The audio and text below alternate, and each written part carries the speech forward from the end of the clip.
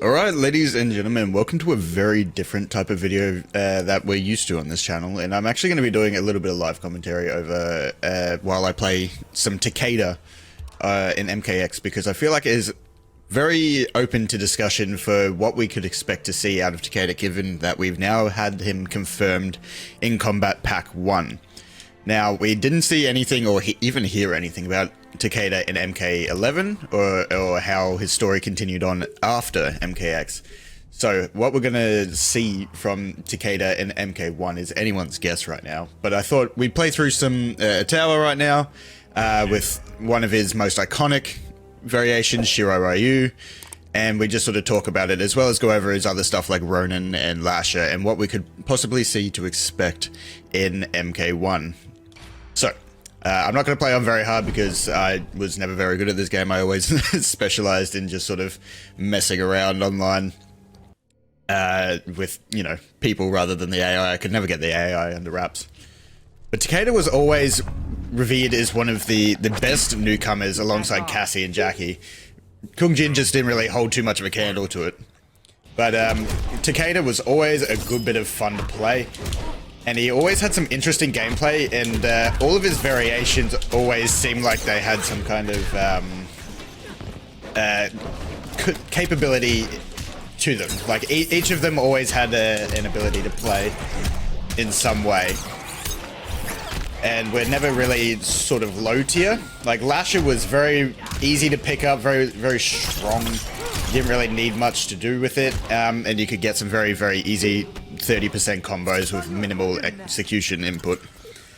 Now, Shirai Ryu is probably one of the most iconic because it plays like relatively similar to Scorpion with the teleport and the Lasher whips that allows him to perform very similar combos to what you'd expect out of Scorpion. And with that, I'm about to get messed up in this corner. Nope. But another thing on top of that is that MKX is a very different game to what we got out of 11, because it was much faster pace. As you can see from all of this, compared to 11, it just doesn't really hold much a candle in that sense. Apparently, that's my new favorite saying for today. But with Lasher being such a unique variation that was very centric around his whips, I very much expect a lot of his whip gameplay style, particularly the low whip trip that he has. I expect that because from what we've seen out of a lot of the trailers and the gameplay reveals, is the low trips in this game in MK1 are quite prevalent. So Tanya's got one. You see Scorpion with that low sort of Kurosage trip. Even Kenshi's got that low blade sweep. So trips are going to be quite prevalent, but they're only just there to knock down.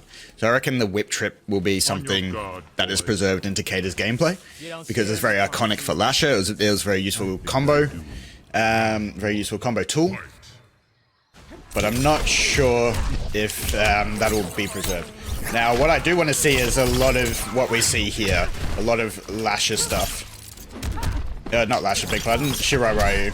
Even the teleport, but I understand if the teleport doesn't make it because it was a little more centric to just Shirai Ryu. It wasn't an overall universal thing that all of Takeda's variations had.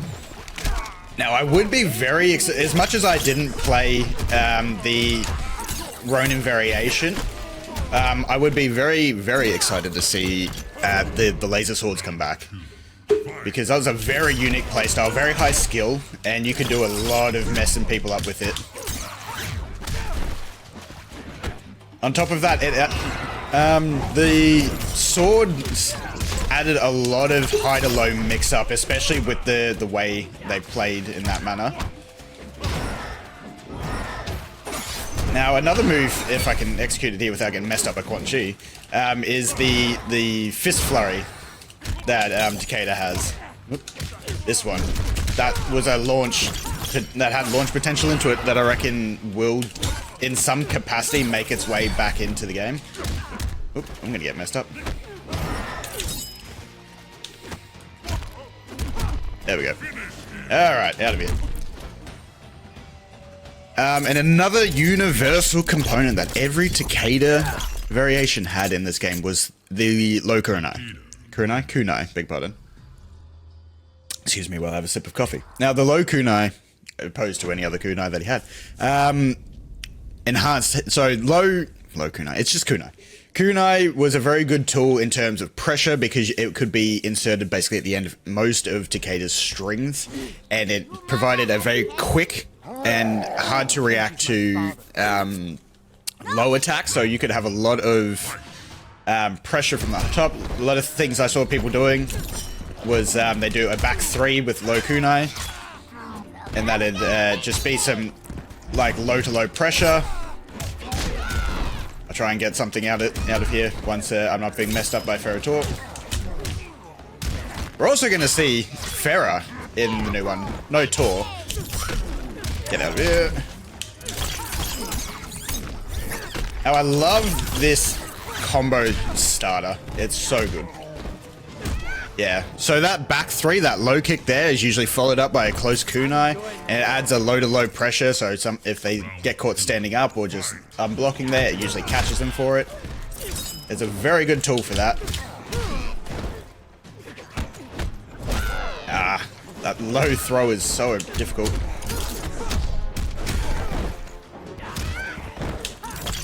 Oh, that's gonna get punished. Oofed.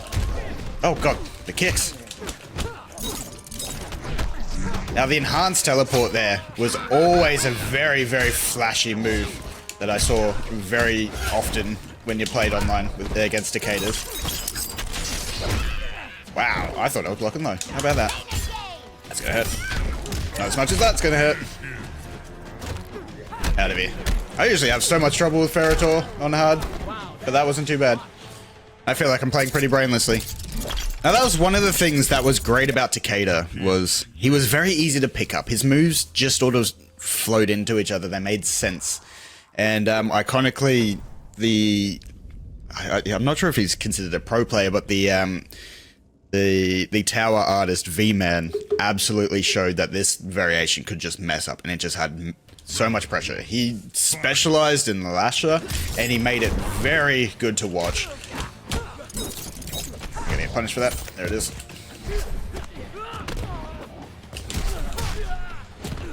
Oop, not the button I wanted.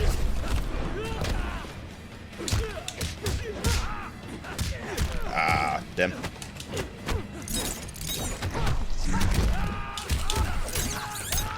You could just do so much with Takeda on these here. Oop, oop, my controller's wigging out and it's doing my thingo, what's it called? But the fact that the teleport on Shirai Ryu is just a stand move that comes with an enhanced, but then has 2 alternate ways of doing it in the air. So you've got your standard teleport, and then your enhanced standard teleport, as well as your air teleport and enhanced air teleport. And all of them led to good combo possibilities.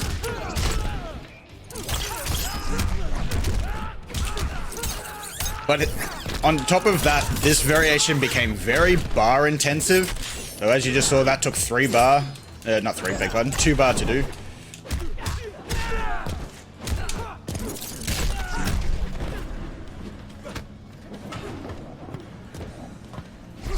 Ah, damn.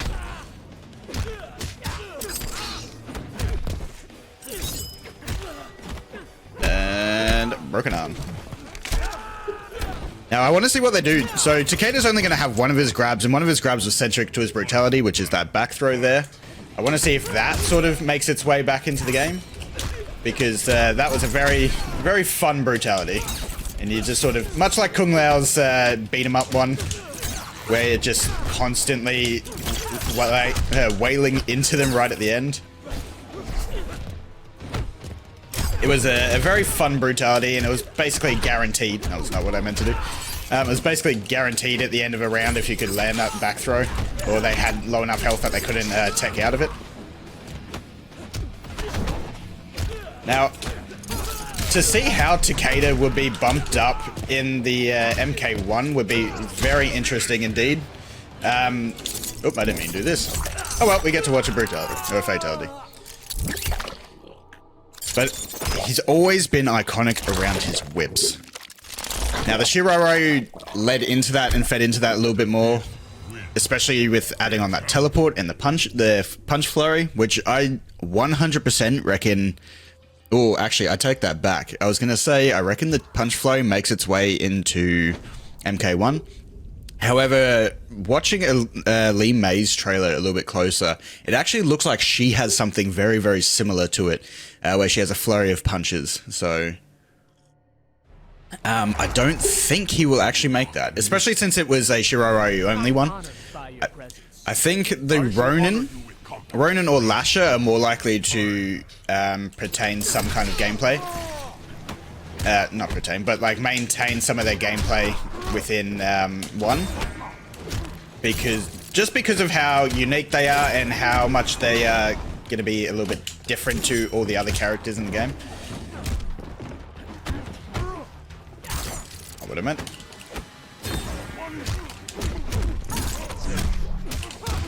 Alrighty, now we're cooking with gas. Not what I meant.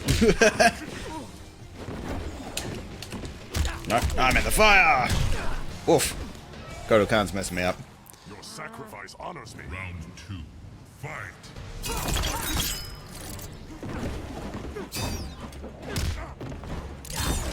Damn! He's got those parries on point.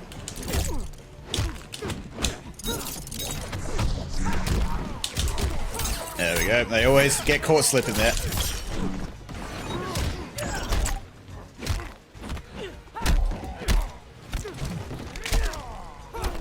What else? What else could Takeda do that we could possibly see him coming into? Now that sort of mix-up, he's always got that meterless launch that felt very strong to have. And that kunai, just when you throw it at the ground as they're getting up, it's just, if they're not paying attention, it's free damage, it staggers them a little bit and you can move in. So it could be something we see potentially. Now, I'm very interested to see how he plays with a lot of different cameo attack, like assist, because he's already got strong combos in X. Now, they might have to dial him back a little bit in terms of his combo potential like he has now. Because the way he is now sort of is a bit strong in any of his variations here for what could be seen in 1 without cameo assistance. And no more arm for you, Kodal. So that's the brutality I was talking about. That's a bit centric, so I hope they keep that in 1, in MK1. Let me just quote Dynasty for a little bit. Another great channel you should check out for more MK speculation and news. Now, he's making his way into the game via the combat pack, so he's going to be not story central, especially since we've got the developer emails that says he is Takeda Takahashi, which is Kenshi's son by you know, the decree of the developers. I know we had a lot of speculation, and I was even fond of the speculation that this is Hanzo. This could be Hanzo now, because we haven't seen anything about Hanzo Hisashi. And Hanzo is pivotal to the storyline of Takeda and how he develops as a character in MKX. And he becomes was it Chuchin? I can't quite pronounce it properly. But something like a high-ranking thing in this Shiroryu that's been all of a sudden reformed. And that's why he has this Shiroryu variation, because it's very much a important factor that he was trained by Scorpion in X to become the way he is. Yeah, my teleport didn't come out. That's big sad.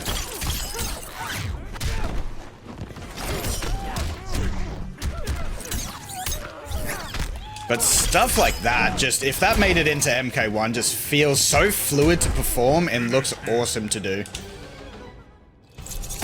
I somehow did that by accident. I didn't remember the input. I just went to throw a kunai. How about that? 2 fatalities for free. Maybe just leans into a little bit more what I was saying, that this character is so easy yet so fun to play. But I really do hope at least some portion of all 3 variations is preserved in the later games. Like, I want to see some sword gameplay, some laser sword gameplay. I want to see the whip trip at least, or even the whip flurry from Lasher, where he does the spin with the whips. That was very cool. I knew that. But if we have the variations in some capacity, or keep up. Like, this is actually a very good example to show how much gameplay is sort of similar to, to Scorpion. Like, he's got that slow but nice overhead that lands. I'd honestly say that Takeda just is Scorpion with a little bit more range. Damn. And Scorpion's just got that fluidity of gameplay. That's very nice. As well as that unblockable Hellfire in this variation.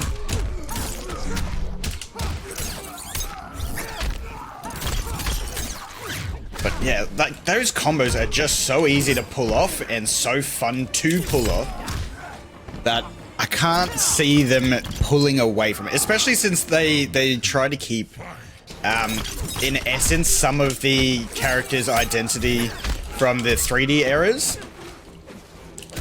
So I can't, like, that's just them trying to preserve the gameplay of older characters.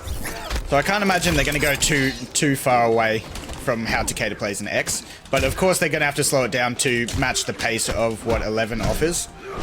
Ow.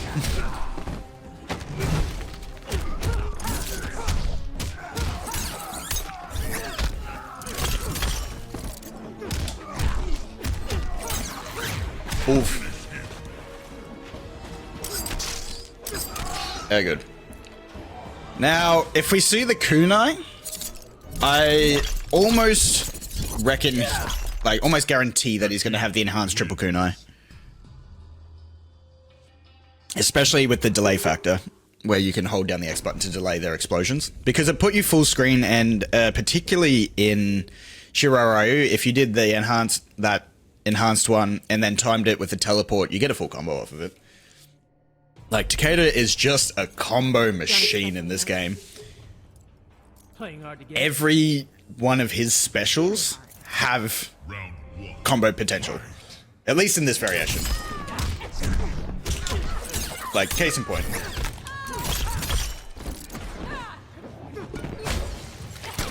Ah, this fucking variation, man.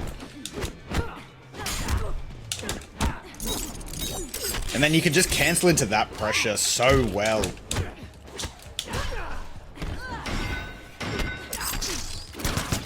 Damn. But this game was also very different, where it was a lot of like 50-50 overhead mix-ups. And you could just do a lot of pressure. Damn, this variation, man. Oop, not what I wanted.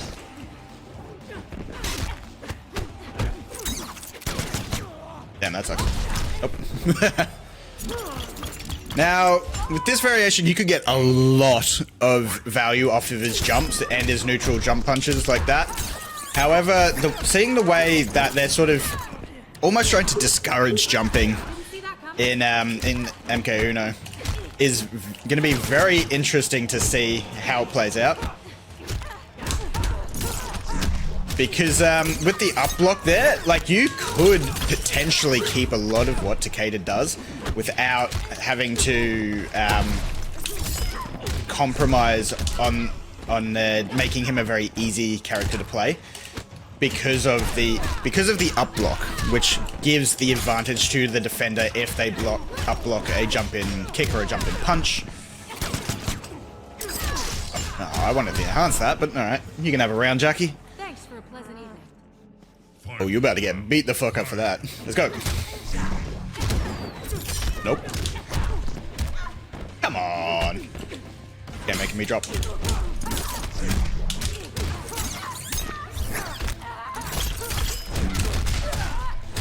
Oof, 34. Easy. And that, like, jump in whip, I hope with air combat and the way, like, Scorpion has his what's it called? The rope spear in his air combat, I hope Takeda keeps that sort of whip attack in the air. Ooh, I am very close to losing here. Whoop. That was lucky because that was not what I meant to do. I'm still very, very rusty with my inputs on X. I went from playing MK11 a lot to dropping back into MKX for a little bit just because I had some nostalgia over it and wanted to play it, to realizing how quickly you have to do inputs and how quickly you have to make decisions in this game compared to 11. And that's something that I've harped on quite a bit in this video about how the speed of the gameplay in this and how this is Takeda's only entry. So how he plays will have to be toned back a little bit to match the pace of MK1. However, I don't think it's going to be too far off, considering they have recent news coming out of Evo have shown that they've changed how the move speed is in MK1, where everything's a little bit more fluid. There's like that MK9 style dash blocking, so we can do a little bit more fun things now without having to worry about everything being too slow, our dashes not being quick enough to connect. Oop. Goro's always the struggle for me. I might hemorrhage a game here. Oh. That up punch. Round 2. Fight. Oop. Damn. Goro's just in your face in this game. Oop, my jump's not coming out. Oop. His hitbox is really weird.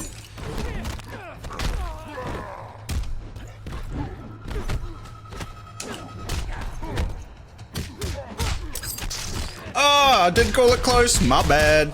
Now, I was going to talk about his X-ray in the sense of how it might play, because his X-ray was one of those ones that you had to do in the air. It's like Cassie's in 11 with her Fatal Blow. I'm definitely going to hemorrhage game here. Yeah. Oh my god, the AI just shit on me. Very nice. Can't wait to see Goro as a cameo as well. That's going to be very cool. Now, Takeda's X-ray / Fatal Blow. I don't think it will be an air activated one. I think it will be a distance based one, similar to how Gearus's one is almost like a full screen in MK11. God, it doesn't work on Goro. Nope, didn't get it.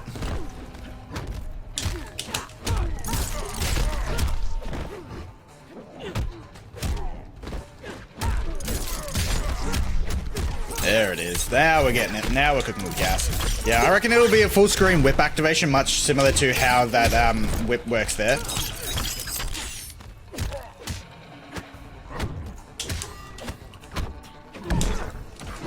Oop, that's gonna hurt.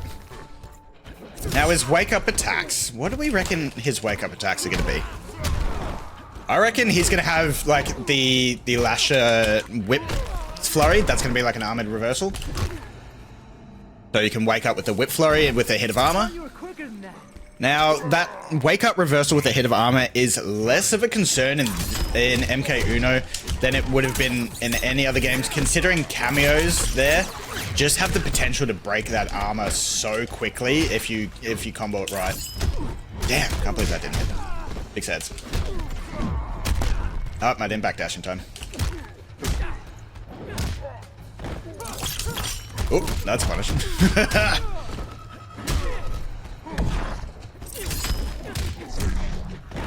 I can't hit Goro with that combo properly. Oh, that's gonna hurt again. Whoa! I did not want to do a kunai, but that's okay.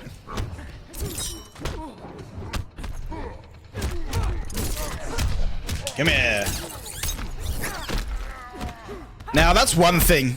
Right there, as you just saw, grabbing out of the air like that, I missed so much in MK11. Now, I haven't seen anybody try to attempt it in MK1, so if that's a thing, especially if we have brutalities based on grabs, that's so helpful, it's so nice. Because you could have people floating in the air with no health, and then you can grab them, and they don't have the ability to attack, so it's a guaranteed brutality at that point. And it just makes it more fun. It makes brutalities more common. Everybody likes doing brutalities because it makes you feel skillful. Run along, child. I'll be staying right here. Now, I hope, Playtime. one thing I really do hope, is Takeda's attitude, man. His attitude is so fun. He definitely shows the fact that he's a kid. And it's something that I hope they can preserve in MK1, because it's just fun. Yeah, nice one, man. It makes him seem cheeky and snarky, but like some of it is a bit corny. Like when you get a brutality and he just sits there and calls you a knucklehead. I'm like, there's certainly more inflammatory language you can use there for definitely what we would expect of an MK game. Calling someone a knucklehead just feels not quite right. Oop, my shoulder.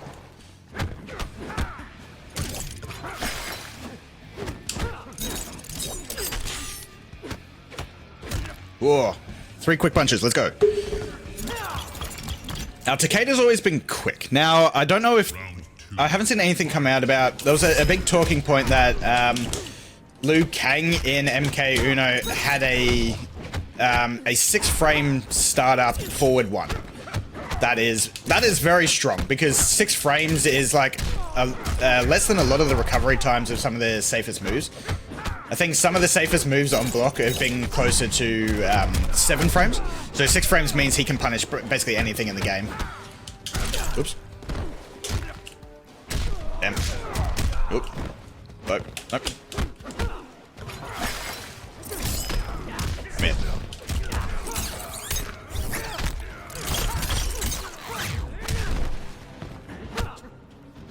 Damn. So... Takeda also being a very fast character, I'd expect to have in some capacity something similar to that. Or just, you know, I reckon he's going to be a very punish-heavy character in the sense that he's a very quick one and his whips allow him to close a lot of that distance.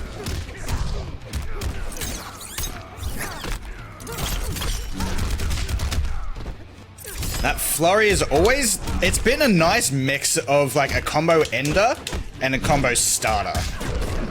So you could always end it with the punch flurry to get a good bit of extra damage on things, as well as you could always start it with that, because it always had that ability to enhance it later.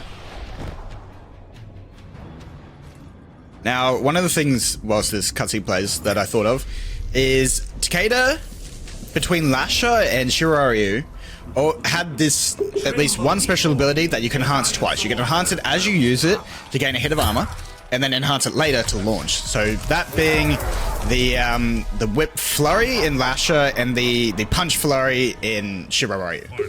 Now I'm not too sure about Ronin. As I said, I don't play much Ronin. Get out of there. That armor. Oop, didn't press a button. My bad. Wow, I might get messed up here, but I shouldn't have. Oh, definitely. I'm being very predictable here.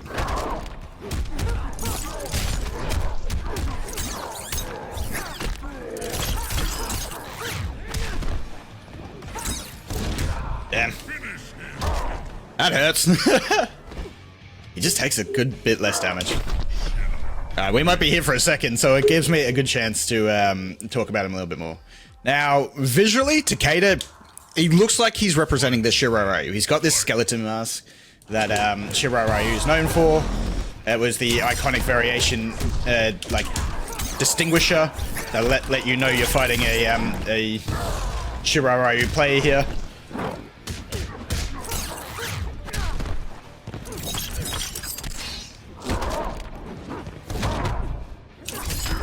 Woo!